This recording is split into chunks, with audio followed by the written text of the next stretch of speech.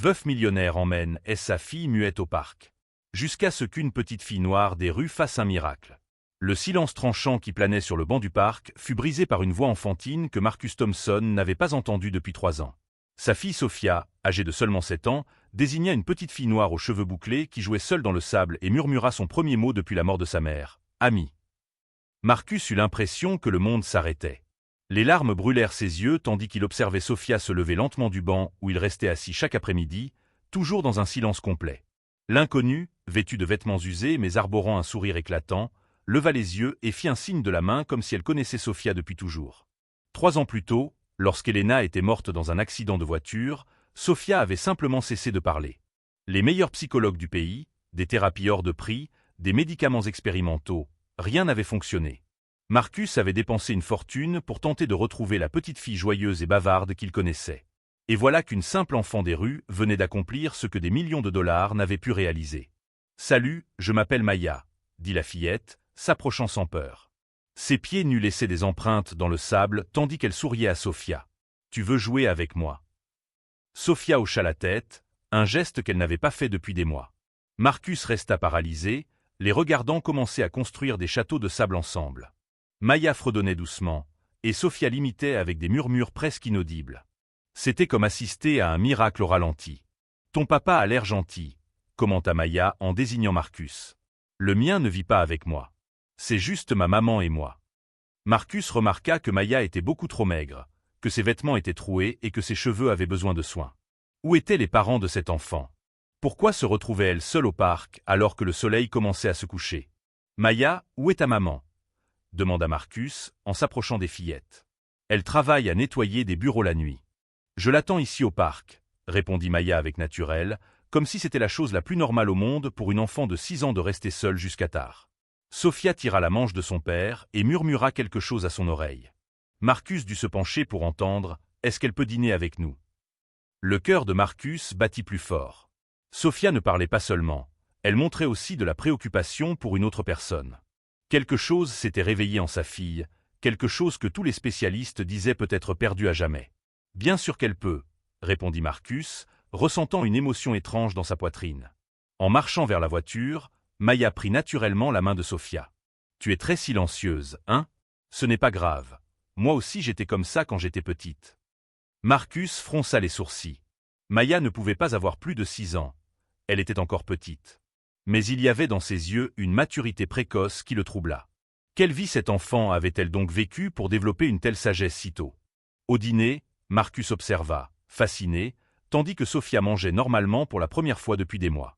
Maya racontait des histoires amusantes sur les oiseaux du parc, et Sophia riait doucement, un son que Marcus pensait ne plus jamais entendre. « Ma maman dit toujours que les anges apparaissent quand on en a le plus besoin », dit Maya en regardant Marcus droit dans les yeux. « Peut-être que je suis l'ange de Sophia, ou peut-être qu'elle est le mien. » Les mots de la petite fille firent frissonner Marcus.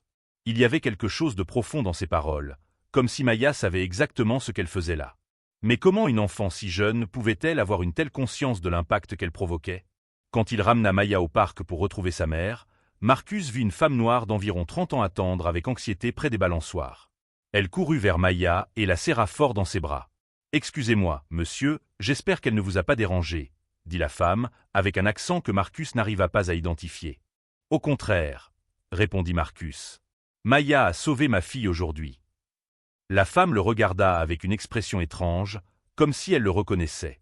Ses yeux se remplirent de larmes, mais elle détourna rapidement le regard. « Comment vous appelez-vous » demanda Marcus. « Carmen », répondit-elle, hésitante. « Carmen Silva. » Il y avait quelque chose de familier dans ce nom, un écho dans sa mémoire, mais Marcus n'arrivait pas à en saisir l'origine. En rentrant chez lui avec Sophia, qui s'était endormie sur la banquette arrière en murmurant le nom de Maya, il ne pouvait s'empêcher de penser au regard de Carmen lorsqu'elle avait vu. Si cette incroyable histoire de transformation vous plaît, n'oubliez pas de vous abonner à la chaîne pour découvrir d'autres récits qui touchent le cœur. Le lendemain matin, Marcus se réveilla en entendant Sophia fredonner dans sa chambre. Il accourut et trouva sa fille en train de dessiner une figure de 2 petites filles se tenant par la main. C'était le premier dessin qu'elle faisait depuis l'accident. « C'est Maya et moi », dit Sophia, montrant fièrement son travail. « Je peux la voir aujourd'hui. » Marcus sourit, mais une inquiétude grandissait dans sa poitrine. Sophia s'était attachée très rapidement à Maya, et il ne savait rien de cette famille. Pendant le petit déjeuner, il décida de passer quelques coups de fil discrets pour enquêter sur Carmen Silva. Ce qu'il découvrit l'intrigua. Carmen travaillait comme femme de ménage de nuit dans 3 entreprises différentes, y compris l'immeuble commercial de Thomson Industries, l'entreprise de Marcus. Plus étrange encore, elle avait commencé à y travailler seulement 2 mois après la mort d'Elena. Monsieur Thomson, dit son assistant personnel, Daniel, lorsque Marcus arriva au bureau. Il y a quelque chose que je dois vous dire à propos de l'employée Carmen Silva. Marcus sentit son estomac se nouer. Qu'avez-vous découvert? Ce n'est pas seulement une simple femme de ménage. J'ai des informations selon lesquelles elle travaillait autrefois dans des maisons de famille très riches avant de venir ici. Et il y a autre chose. Daniel hésita. Elle pose toujours des questions à votre sujet aux autres employés. Elle veut savoir votre routine, où vous emmenez habituellement Sophia. Le sang de Marcus se glaça. Une étrangère s'était approchée de sa fille vulnérable, et maintenant il découvrait que cette femme l'espionnait? Ses instincts de père protecteur déclenchèrent toutes les alarmes. Je veux que vous engagiez immédiatement un détective privé, ordonna Marcus. J'ai besoin de tout savoir sur Carmen Silva et sa fille. Pendant ce temps, au parc, Maya jouait à nouveau seule, attendant que Sophia arrive. Elle s'était levée tôt, excitée par la possibilité d'avoir une véritable amie. Carmen l'observait de loin, les mains tremblantes en tenant une vieille photo. « Maman, pourquoi tu pleures ?» demanda Maya en courant vers Carmen. « Ce n'est rien, mon amour. C'est juste que tu ressembles tellement à quelqu'un que j'ai connu. » Carmen rangea rapidement la photo dans sa poche, mais pas avant que Maya n'aperçoive une femme blonde souriant aux côtés d'un homme qui lui semblait familier. Lorsque Marcus arriva au parc avec Sophia, il trouva Maya et Carmen les attendant sur le même banc que d'habitude. Sophia courut immédiatement pour embrasser Maya, et les deux commencèrent à jouer comme de vieilles amies. Marcus observa Carmen avec des yeux méfiants. « Je peux vous parler 1 minute ?» Carmen pâlit. « Bien sûr. » Ils s'éloignèrent des enfants, mais Marcus garda toujours Sophia dans son champ de vision. « Je sais que vous travaillez dans mon immeuble, » dit Marcus directement. « Et je sais que vous posez des questions sur moi. » Carmen avala difficilement. « Je peux expliquer. » Alors expliquez. Pourquoi une employée de ménage s'intéresse-t-elle à ma vie privée? Les larmes commencèrent à couler sur le visage de Carmen. Parce que je connaissais votre femme. Marcus sentit le monde vaciller. Impossible. Elena ne vous a jamais mentionné. Elle me connaissait sous un autre nom, murmura Carmen. J'étais Carmen Rodriguez quand je travaillais chez ses parents. Je m'occupais d'Elena quand elle était adolescente.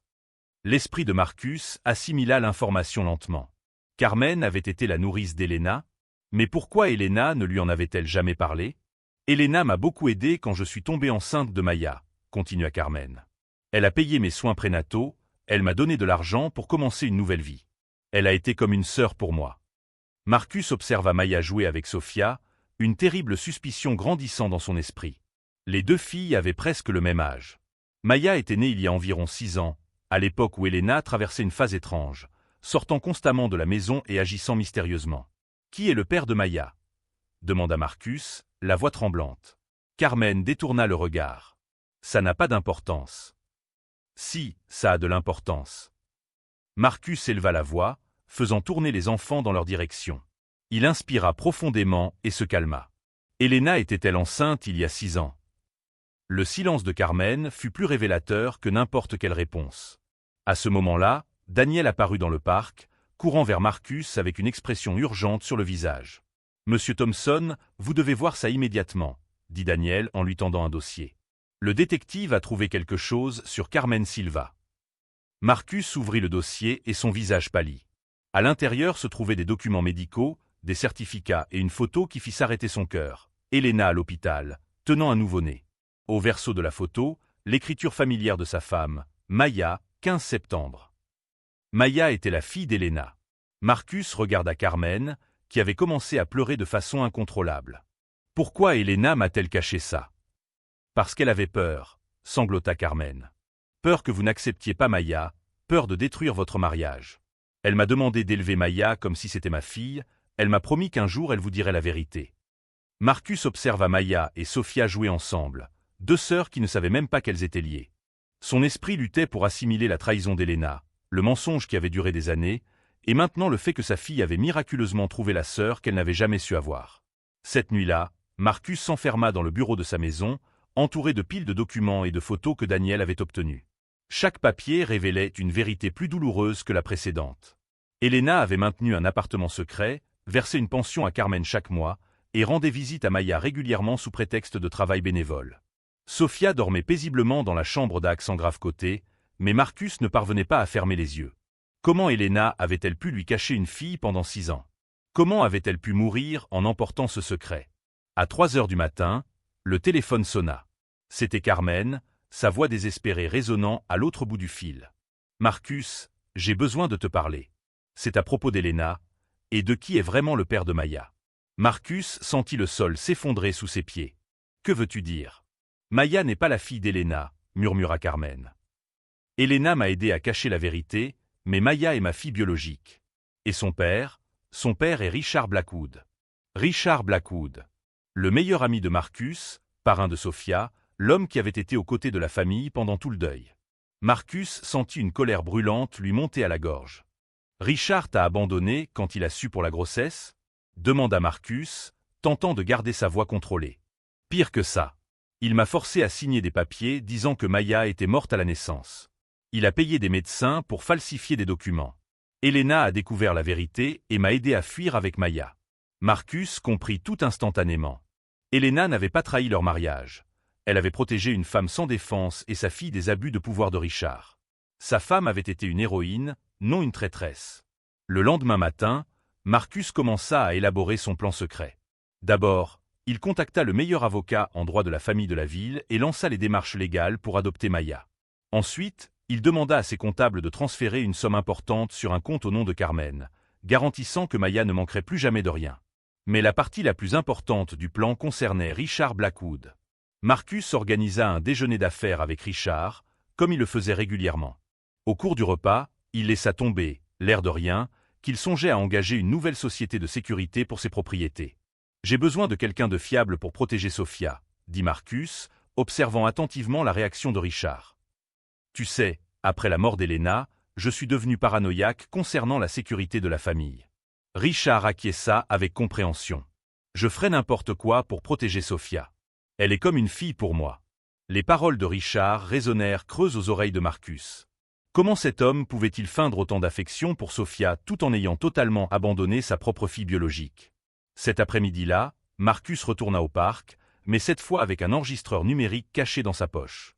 Il avait demandé à Carmen d'amener Maya, car il fallait que Richard la voie en personne. Lorsque Richard arriva au rendez-vous fixé, Marcus observa sa réaction en voyant Maya jouer avec Sofia. Le visage de Richard pâlit instantanément, et ses mains commencèrent à trembler. « Marcus, que fait cet enfant ici ?» demanda Richard, la voix étrangement tendue. « C'est Maya. Sofia s'est fait une nouvelle petite amie, » répondit Marcus innocemment. « Pourquoi? Tu la connais ?» Richard avala difficilement. « Non, bien sûr que non. C'est juste que, elle me rappelle quelqu'un. » Marcus sourit froidement. « Intéressant. Moi aussi. Surtout quand elle sourit. Il y a quelque chose de familier dans ses yeux. Tu ne trouves pas ?» Pendant l'heure suivante, Marcus mena une conversation apparemment banale, mais chaque question était un piège soigneusement préparé. Richard tomba dans plusieurs contradictions, surtout quand Marcus mentionna qu'il pensait à aider financièrement certaines familles défavorisées du quartier. « Je trouve important de donner des opportunités aux enfants abandonnés, » dit Marcus, observant Richard devenir de plus en plus mal à l'aise. « Surtout à ceux dont les parents ont fui leurs responsabilités. Tout le monde n'est pas prêt à être père, » répondit Richard, sur la défensive. « Parfois, il vaut mieux pour l'enfant grandir sans connaître la vérité. » Tu crois vraiment ça? Marcus se pencha en avant. Qu'un enfant est mieux sans connaître son père biologique? Dans certaines circonstances, oui. Surtout quand le père a beaucoup à perdre. Marcus sourit. Richard venait de s'incriminer, et tout était enregistré. Ce soir-là, Marcus appela Carmen et lui révéla son plan complet. Il avait réuni assez de preuves pour exposer Richard publiquement et légalement. Mais plus important encore, il avait trouvé un moyen d'unir officiellement les deux familles. « Je vais adopter Maya comme ma fille, » dit Marcus. « Sofia a besoin de la sœur qu'elle a trouvée, et Maya mérite d'avoir un père qui l'aime inconditionnellement. » Carmen pleura à l'autre bout du fil. « Elena serait tellement fière de toi. » Alors que Marcus finalisait les derniers détails de son plan, une ultime découverte l'attendait. Au fond de la boîte de documents d'Elena, Il trouva une lettre qui lui était adressée, avec pour instruction de ne l'ouvrir que s'il lui arrivait quelque chose. La lettre révélait qu'Elena avait soupçonné que Richard pourrait essayer de nuire à Carmen et à Maya. Elle avait laissé des preuves cachées sur les crimes de Richard, y compris des enregistrements de conversation où il admettait avoir falsifié les documents de naissance de Maya. Elena avait protégé sa famille même après sa mort, laissant les armes nécessaires à Marcus pour se battre pour la justice. La scène était prête pour l'affrontement final. Marcus a convoqué une réunion urgente au conseil d'administration de Thomson Industries, prétextant des questions importantes concernant de futurs partenariats. Richard est arrivé à l'heure, sans se douter qu'il marchait droit dans un piège. « Merci d'être venu », dit Marcus en ajustant le magnétophone caché sur son bureau. « Aujourd'hui, nous allons parler d'intégrité d'entreprise et de responsabilité sociale. » Richard rit nerveusement. « Quelle réunion est-ce, Marcus ? On dirait plutôt un sermon. »« Peut-être que c'en est un, » répondit Marcus en allumant un projecteur. À l'écran apparut la première photo, Maya jouant au parc avec Sophia. « D'abord, je veux parler de l'abandon familial. » Le visage de Richard perdit toute couleur. Les autres membres du conseil murmuraient, confus, sans comprendre le lien entre la photo et les affaires. « Cette fille s'appelle Maya Silva, » continua Marcus calmement. 6 ans, orpheline de père selon les documents officiels. Intéressant de voir comment certaines personnes parviennent à effacer leur propre existence de la vie de leurs enfants. Richard tenta de se lever. « Marcus, je ne sais pas où tu veux en venir avec ça. »« Assieds-toi, Richard. Je n'ai pas encore fini. » Marcus appuya sur un bouton et la lecture de l'enregistrement de la conversation au parc commença. La voix de Richard résonna dans la salle. Tout le monde n'est pas prêt à être parent. Parfois, il vaut mieux que l'enfant grandisse sans connaître la vérité. « C'est sorti de son contexte, » cria Richard, mais sa voix tremblait. La deuxième enregistrement commença. C'était la conversation téléphonique qu'Elena avait enregistrée secrètement des années auparavant, où Richard admettait avoir soudoyé des médecins pour falsifier le certificat de décès de Maya. « Vous avez payé pour qu'un enfant soit déclaré mort ?» demanda l'un des conseillers, horrifié. Marcus se leva, sa voix chargée d'autorité et d'indignation. Richard Blackwood a abandonné sa fille biologique, forcé la mère à signer des documents frauduleux et pris tous les risques pour cacher sa paternité. Ma défunte épouse Elena a découvert ces crimes et a aidé Carmen Silva à protéger Maya. Richard tenta de tout nier, mais Marcus avait préparé soigneusement toutes les preuves. Documents médicaux, relevés bancaires des pots de vin, photos de Richard visitant l'appartement de Carmen pendant la grossesse. Tout était là, exposé à la vue de tous. « Vous ne comprenez pas, » dit Richard désespérément. « J'avais une carrière à protéger, une réputation. Cette femme a essayé de me faire chanter. » Les paroles de Richard scellèrent son destin.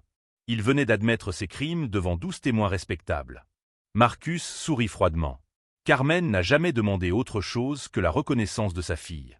Vous avez choisi de transformer cela en chantage pour justifier votre lâcheté. À ce moment-là, la porte de la salle s'ouvrit.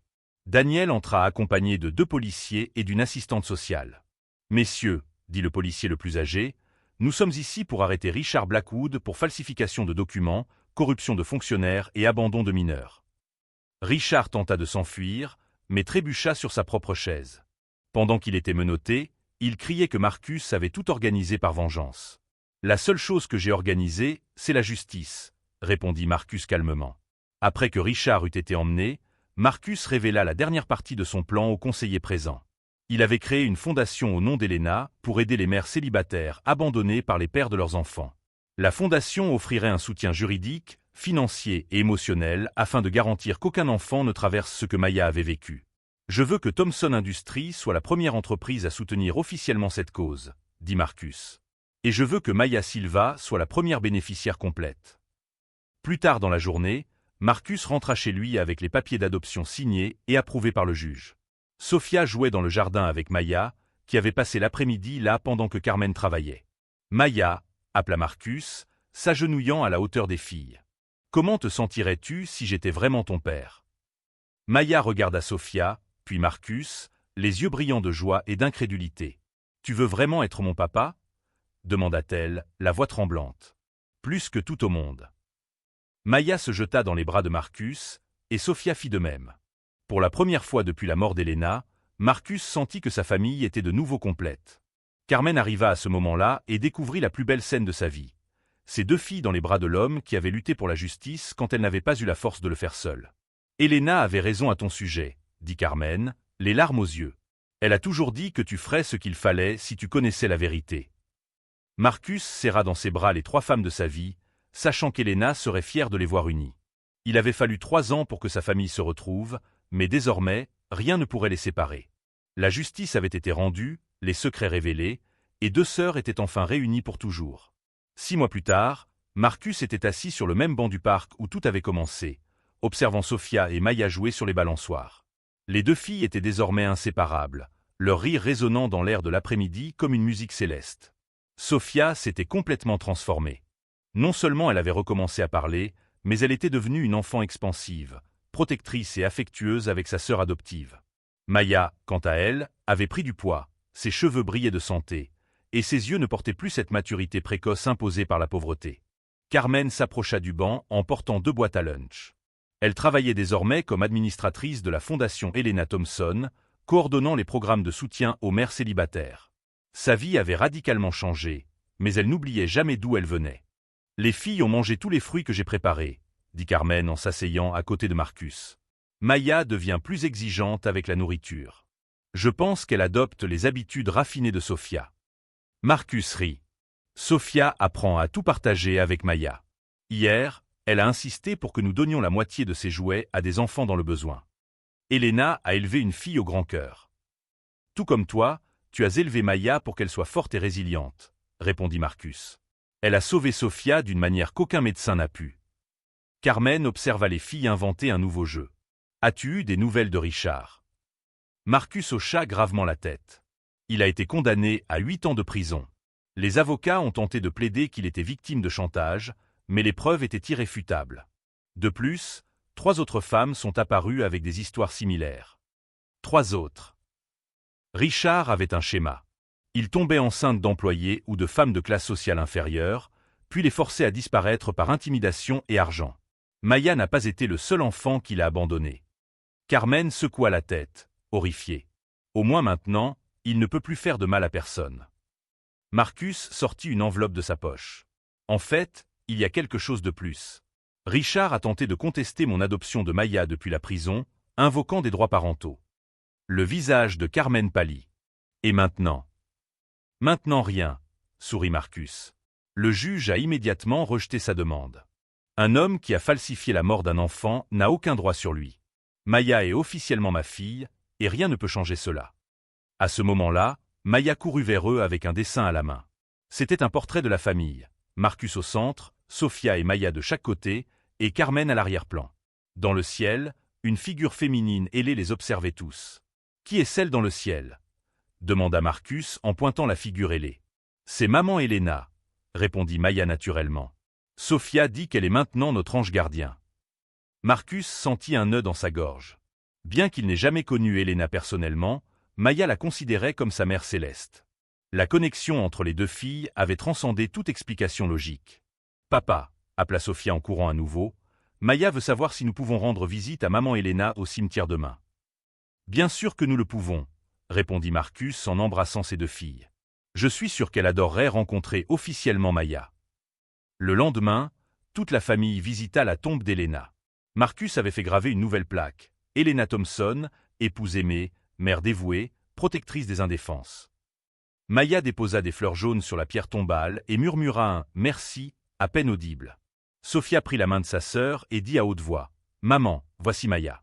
Elle m'a aidé à parler à nouveau, et maintenant nous sommes sœurs pour toujours. » Marcus observa la scène avec une profonde émotion. Helena avait orchestré tout cela, même après sa mort. Elle avait planté les graines nécessaires pour que sa famille se retrouve et se guérisse mutuellement. Cette nuit-là, alors qu'il couchait les filles, Maya posa une question qui toucha le cœur de Marcus. « Papa, pourquoi mon premier papa ne m'a-t-il pas voulu ?» Marcus s'assit au bord du lit et choisit soigneusement ses mots. « Parfois, Maya, les adultes font des choix égoïstes par peur.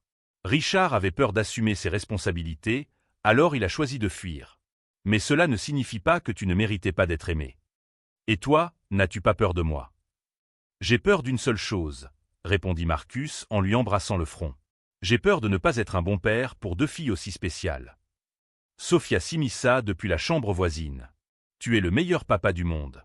Maya a eu de la chance de nous trouver. » « En réalité, » dit Marcus, en réfléchissant à tout le parcours, je pense que c'est nous qui avons eu de la chance de trouver Maya. 6 mois après cette première rencontre dans le parc, Marcus avait appris que la famille ne se définit pas par le sang, mais par l'amour, la protection et des choix conscients. Maya avait sauvé Sophia par son amitié pure, Sophia avait sauvé Maya en lui donnant une famille, et toutes deux avaient sauvé Marcus de la tristesse qui le consumait. La fondation Helena Thompson avait déjà aidé plus de 200 familles, et Marcus prévoyait d'étendre le programme à l'échelle nationale. Chaque mère célibataire aidée, chaque enfant protégé, était une manière d'honorer la mémoire d'Helena et de multiplier le miracle que Maya avait apporté dans leur vie. Alors qu'il regardait ses filles dormir paisiblement, Marcus comprit que les vrais miracles se produisent lorsque nous ouvrons nos cœurs à ceux qui ont besoin de nous, peu importe leur origine ou leurs circonstances. L'amour véritable trouve toujours un moyen de guérir, unir et transformer les vies. Si cette histoire a touché ton cœur et que tu crois au pouvoir transformateur de l'amour familial, n'oublie pas de t'abonner à la chaîne pour plus d'histoires qui célèbrent la bonté humaine.